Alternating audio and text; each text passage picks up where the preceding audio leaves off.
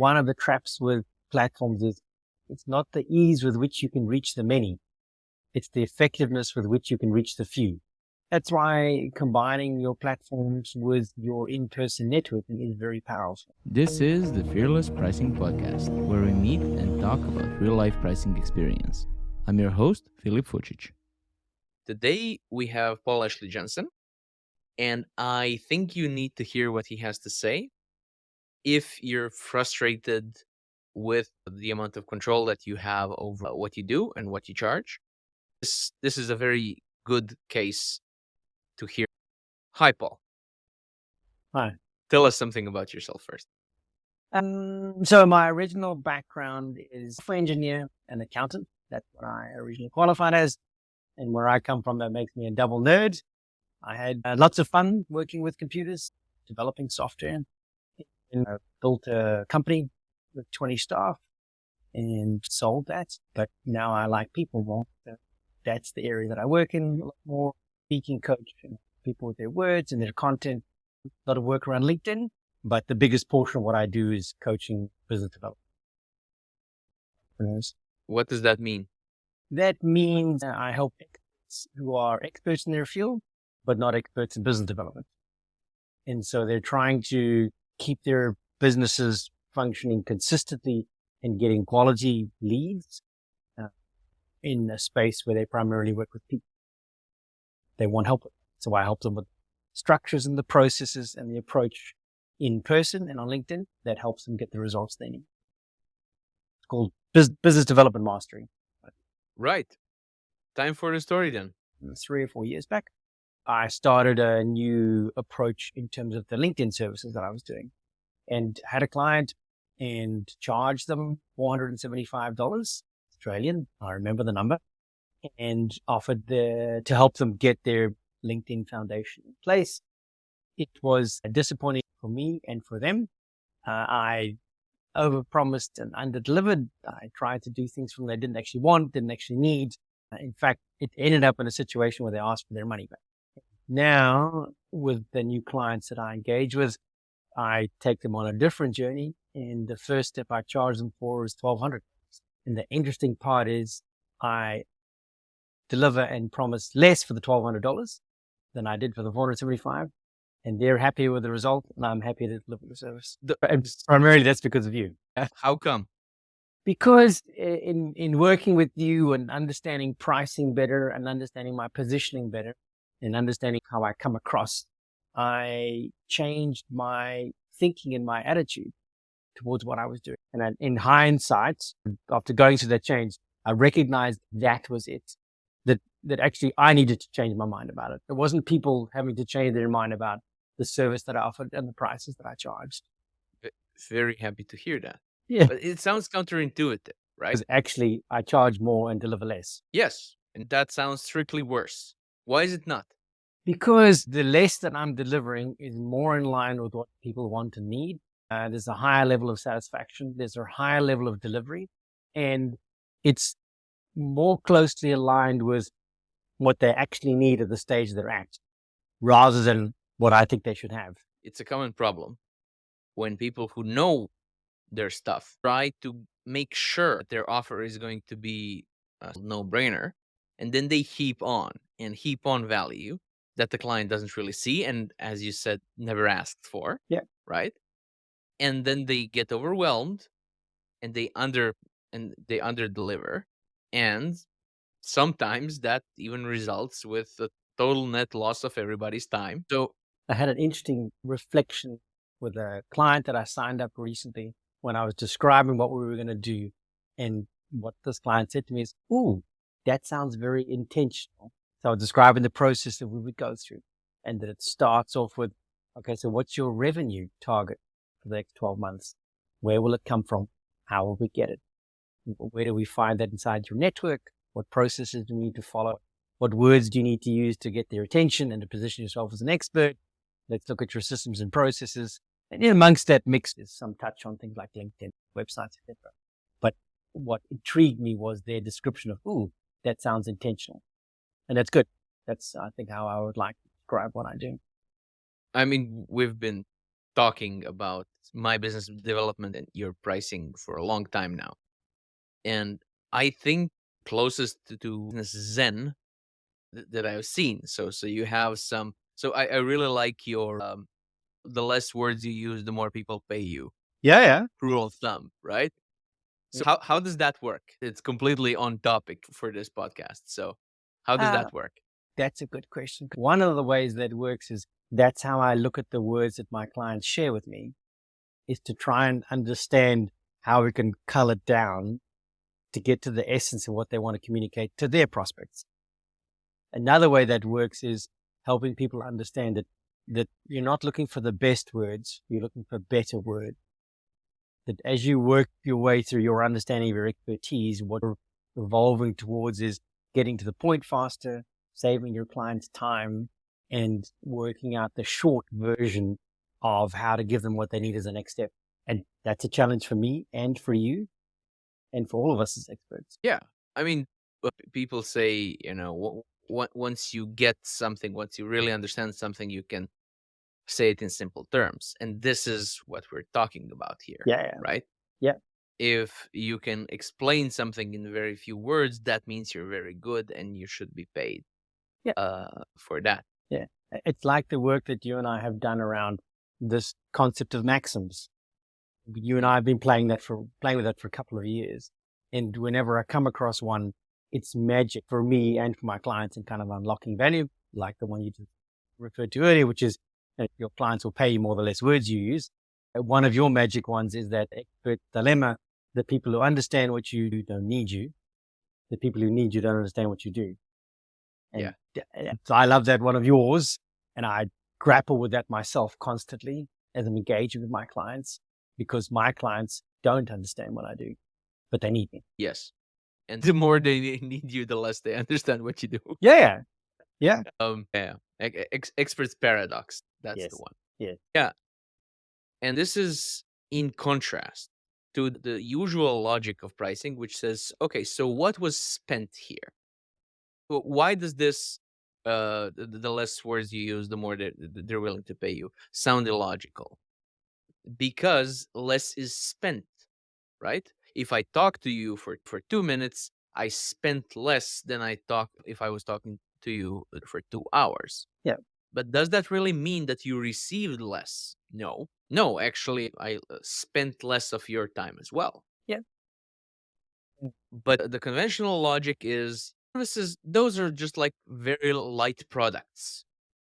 And you price a product by, its components. And yes, okay, you have to make some money. So you tack on some profit margin and we're good, right? Pricing done. No, because as you and I talked about many times, would you really want to get your um, teeth fixed in 6 sessions or 2, right? Would you like your lawyer to keep you in court for a year or for a month?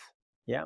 Which of those is actually a bigger service, a better service? Yeah. So which of those is actually worth more money? The one where less time was spent. And yes, this was less time for the expert, but more crucially, less time for the client as well. Yeah. If you can slice those words out, get them to be as few as possible, then your client can spend the time trying to work out how to apply that. So for me, it talks about, content marketing and how amazing that is and how that's a modern trend. I remind them of the fact that we've been doing content marketing for thousands of years. Ever since the Greeks stood in the forum and espoused all their views, that's content marketing. That's them selling their point of view. And when you think about some of the oldest form of content marketing, it's know thyself, Aristotle. Yeah. And most of us will spend most of our lives trying to work out how exactly that applies to it. That it's absolutely true that some of those things never change. I was surprised way back in high school. I had classical education, so I learned Latin and Old Greek for too long of a time. But we also had some other things as options. One of those was a drama group that only did classical Greek comedies and tragedies. So written by Eschyl, okay? And The thing is, none of these dramas, none of these comedies lost their punch, Yeah, lost yeah, their message. The message is the same. yeah, The message. So the question, the main question in Antigone, which is, are we really bound more by natural law, so morals, or by human laws? Those things get debated today as well, yeah, right? Like the abortion debate. That's the same question. That's the exact same question. Mhm. Or in a comedy where you have the Peloponnese Wars and the Greek cities warring all the time, and then the women get fed up with sacrificing their sons and their husbands, and they decide not to sleep with their husbands as a collective strike until they all come together and start talking. So the comedy is still funny thousands of years yeah, after this was written because those things didn't change. Human nature is still yeah, human nature, right? yeah, If I didn't live through it, if I didn't see the audience laughing, um, or thinking, I wouldn't have said, yeah, that's not possible. We had so much progress and, you know, cars and social media and, peppermint. But no, yeah. I think that that's extremely interesting. Right. So, can you tell me what is different in your price setting today than like 2 years ago? I would say the main aspect that's different is I'm better at defining the scope upfront more clearly in terms my clients can understand. So therefore they know better what they're getting. I know better what I'm delivering. They can see the value more clearly. Okay. They can see what they're asking for, right? Yeah. Because in your past as a software developer, that sometimes they think they're Yeah. asking for something hard and it's actually not hard, and very much vice versa, Yeah. Yeah. right? That's a good analogy too, because many people, when they think marketing, are being trained into describing marketing in platform terms. Well, I need to be on Facebook and Instagram. I need to have 10,000 followers there. I need to post every single day. So, okay, that's one way of looking at it. What do you actually need for your business? Because business is not fueled by likes and comments and followers and views. And for most of us who are in the space of the services space you talked about, but even for some more technical products, primarily our business development is driven by people and by getting into conversations with people. If you don't do that, you can't grow your business. Before we continue, I'd like to suggest two things. Firstly, if this is the first time you're tuning in, I'd love for you to subscribe and hear the next story in a week. And second, if you feel you could do with a little more fearless pricing content, look in the show notes for the link to the popular, short, and sometimes funny biweekly newsletter. That's it. Let's get back to the show. Right. So tell me something more about platforms and algorithms because you have a lot to say there. I'll stop you. Yeah. I think understanding that relationship between the people and the platforms is important because platforms primarily are driven by their own profit metrics. I mean, there is no wonder that places like Facebook and LinkedIn and Instagram, and Google are huge organizations globally. But so they have their profit metrics, and we primarily are driven by the people we want to do business with. I'm not saying the platforms aren't useful. I use them too, and I use them for my clients, but understanding how to use to actually connect with people. So the one of the traps with platforms is it's not the ease with which you can reach the many. It's the effectiveness with which you can reach the few. And understanding that, Max, is, okay. That's why combining your platforms with your in-person networking is very powerful. This is why I call you the closest to Zen, because of stuff like that. Yeah. So when you're better at determining scope in terms that the clients can understand, right? And as a consequence, the expectation is closer to reality, which drives satisfaction, Yeah, basically, higher satisfaction, right? yes. And that then allows you to have good reviews, and good reviews allow you to have a higher price. Yeah. Basically. But people are So prepared to pay if they're getting value and they can understand the value that they're going to get. And if they see the route that you're proposing actually will get them closer to what they want. okay. And you've been doing this with platforms and business development for how long now? Maybe 10 years in varying forms. because there's a strong ingredient in that for me in my speaking coaching. So that's a strong piece. Most of my clients speak in some way. And there's a strong ingredient in that for me in systems, CRMs, and follow-up and understanding those pieces. And so a lot of that background I got kind of before when I was building my own businesses. I had to understand that. I built systems from a CRM perspective. So that gave me that understanding. I've been a Toastmaster for 25 years. And so the speaking kind of tied into it too, learning how to speak and be more effective in my speaking and helping others to do the same. And in those 10 years, how did your pricing look? Predominantly in my early on in my business career, I charged for time. That was the space I worked in. That's what we did. We did software development, or you estimated projects or support. It's all time-based. And I grew a better understanding of how to charge for services and fix prices. So I kind of got that a little better. But the real shift for me was in this new space that I've been working in the last 5 or 10 years is the scope part. Understanding that scope better. And I'm still working on it. It's still a journey. Of course. So what's the most recent change that you made with pricing? Is to look at some parts of the way that I engage are almost non-negotiable. This is the starting point of what we do. And if that interests you, then we can work together, because most of the other routes don't necessarily give you an outcome as quickly as I would like, and probably you would too.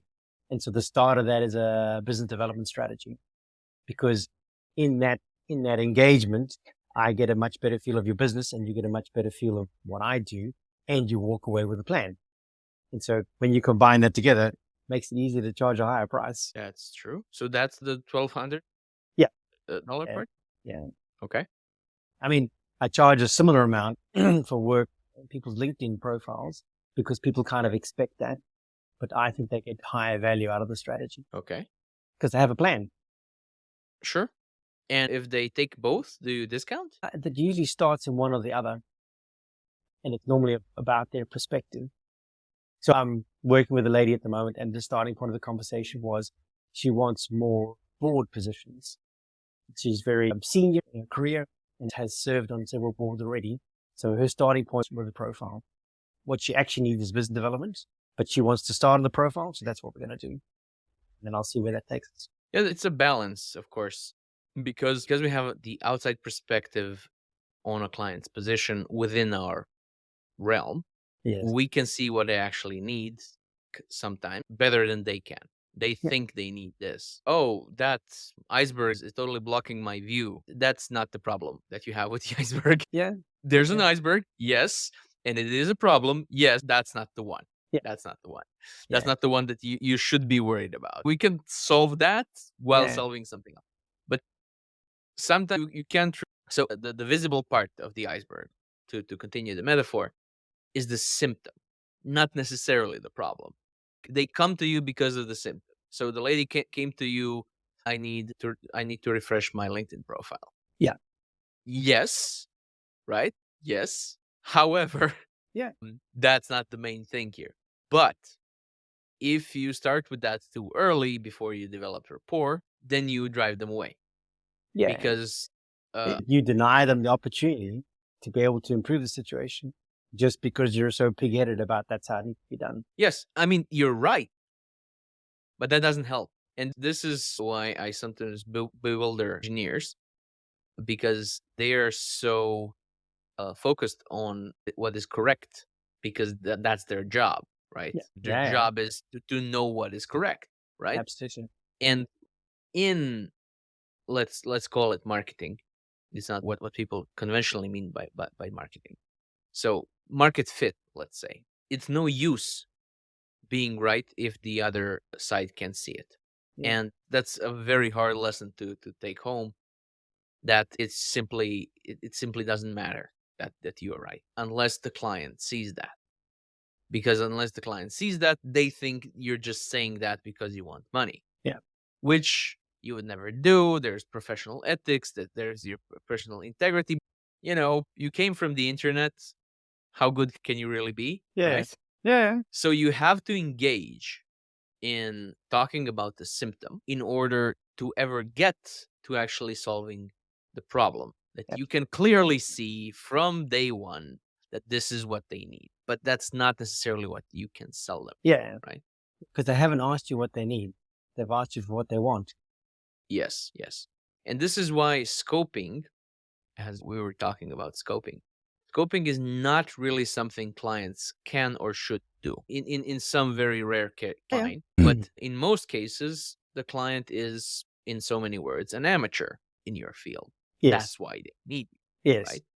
And that means leaving them to figure out what are the steps here and what's the sequence of those steps is completely detrimental to everybody's time and money, Yeah. including the client, Yeah. right?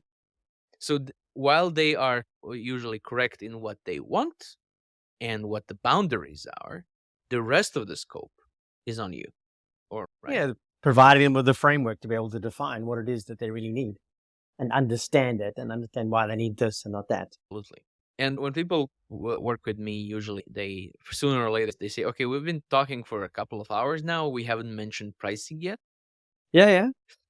And this is because their market fit, or how do their, if I'm going to get technical, how do their outputs fit into other people's inputs? That's the main problem. The symptom of which, if this is misaligned, is they can't get a good price because they know something is worth something. So that some work is worth something, and the client doesn't see it. And if the client doesn't see it, it doesn't really matter that the math would check out. They're not going to check out the math. They don't believe your math. They don't understand your math. So this is why my logo says fearless pricing. I technically do much more than pricing, but the pricing is the recognizable part of the iceberg, the symptom. And then people want to talk to me about pricing, and then I can show them what is this really about, and we can solve the problem, and the symptom solves itself in the process. So this is, it's a funny thing, but it has to be done, right? It has to be done. So you have the domain, the LinkedIn strategist, right? I do. Yeah. And for, I think, real similar reasons. Yeah. It's a good conversation starter. As often when I tell people Exactly. that's what I do, that, oh, that's interesting. Can you get it to work for me? How do you do that? And the other part is that I don't have Microsoft's marketing budget. I don't need it because all I just say I'm a LinkedIn strategist. Most people recognize what LinkedIn is, and most people who need more of that would recognize the brand and say, yeah, I'd like to be doing better with that. Yeah.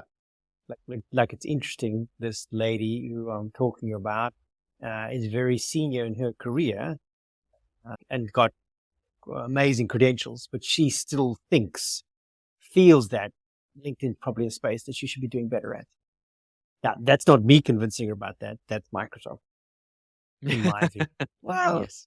You really should be on LinkedIn. People will look at your LinkedIn profile. I don't need to convince people of that. They're already convinced. I just need to help them see the people in that discussion and not so much the platform. So what would be your advice to people listening who are experts struggling with their pricing? Get a better understanding of the scope that you need to deliver. Understand that line that you use, the expert paradox. When you fully understand, the people who understand you don't need you, and people who need you don't understand what you do, then you can start thinking about, how do I change it? How do I describe what I do in terms that they get?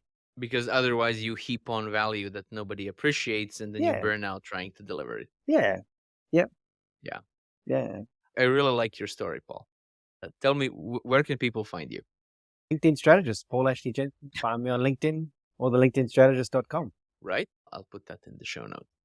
Paul, thank you very much for joining us today. My pleasure. Thank you for all your help and your persistence in getting me here. Likewise, dude. Likewise. Dear listener, thank you as well. And I'll see you next week on the Fearless Pricing Podcast. Bye. Thanks for listening. If you would like to hear more, simply subscribe. Until next time, your host, Philip